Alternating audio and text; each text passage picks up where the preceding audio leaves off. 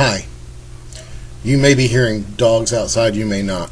Either way, I'm not going to wait until they shut up. God, where to begin? Man sticks by call for vandalism. Man sticks by call for vandalism. And then this is out of the Dallas Morning News. That this is like a couple of days after the healthcare reform, healthcare overhaul. They claim I'll get to that in a moment.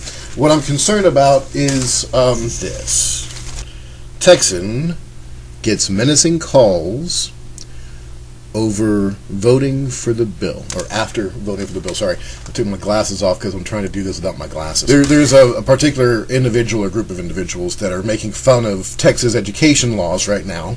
This is embarrassing. Texas textbooks are stupid. Just they're effing stupid. Texans are making me look bad. They're making me ashamed to be a Texan.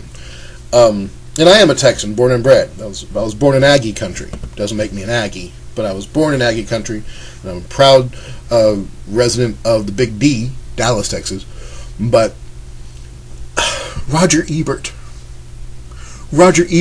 of Siskel and Ebert, the Roger Ebert, is cracking jokes about Texas education in Twitter. Okay? Okay? When Ebert is telling you you're stupid, you're fucking stupid. It's more than just stupid. It's there are people who are what was the guy's name? What was that jack-off's name? And by all means, please, I'm calling you a jack-off. Yes, I'm calling you a jack-off, Mr.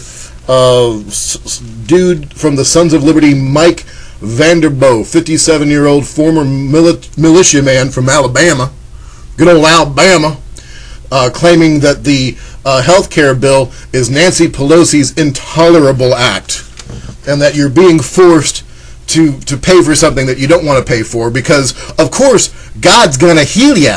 Isn't that right? You don't have to buy medical insurance. You don't have to see doctors because God's gonna heal you. Praise the Lord. No, we need healthcare reform in this country, and I'm telling you, I'm agreeing with you on one point. They should not have passed that health reform bill, but it's not for the same reason that you say. I don't think they did enough. The healthcare reform bill is a joke. It wasn't even a compromise. It's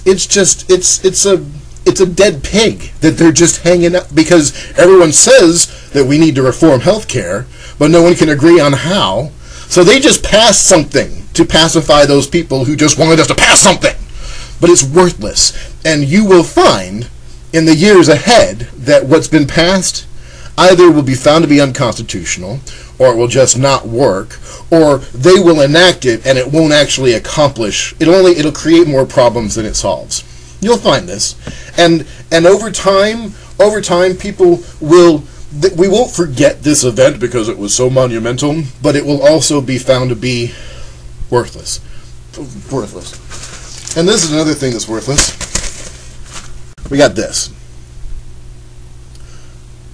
I am a firm supporter in the First Amendment. And some people are a firm supporter in the First Amendment being there only to protect the Second Amendment. Profanity is something that should be taught in schools because children do not know how to properly utilize it. And why is that? Because we either coddle the children of this country and protect them from the horrors of the world, or we ignore and shun them. And either approach, either the approach of better seen or not heard, or the approach of, oh, think about the children, we have to protect the children. Both of those approaches fails to deal with the child as an individual, as a human being, as a living, breathing entity on this planet. We're either trying to put them up on a pedestal where they don't exist. They don't belong up on that pedestal. They're kids. They're not angelic, perfect, and we don't want to taint them. We want them all to be pristine. No, they're human beings, and they need to be given the tools and the knowledge necessary to be able to defend themselves in this harsh, real world. But that's not what we do, is it? And protecting other adults as well as children from this is stupid. He said fucking, all right?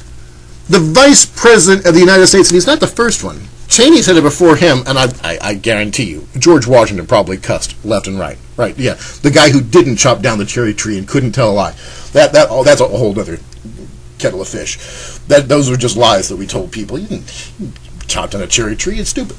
That's what we were teaching kids in school. Anyway, we're teaching the wrong things to kids, and we're saying the wrong things to each other. And the bottom line, violence is the final act of the man who has lost the argument. If you have to resort to violence, even if you're defending yourself, it means we're no longer arguing, we're fighting. And it turns into the whole might makes right thing, but it doesn't. Now, when that man, that congressman, I don't remember his name off the top of my head, and I could care less, when he said on the Congress floor, baby killer, when he shouted that, and he is now backtracking and said, oh, I wasn't saying that to the congressman that I was staring at the time that voted for the bill. I'm just saying that the bill in general is a baby killer.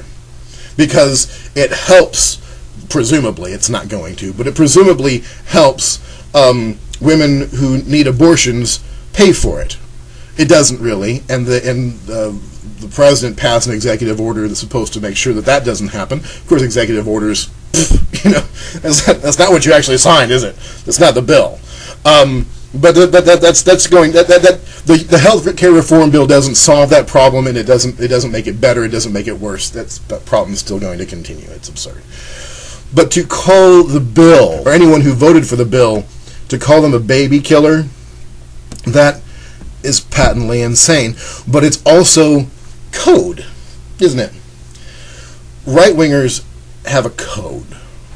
Because a few days later, the asshole who called the bill a baby killer said that what he meant to say was that the bill wasn't right for America. And when a conservative fundamentalist right-winger uses the word right, he's not saying correct.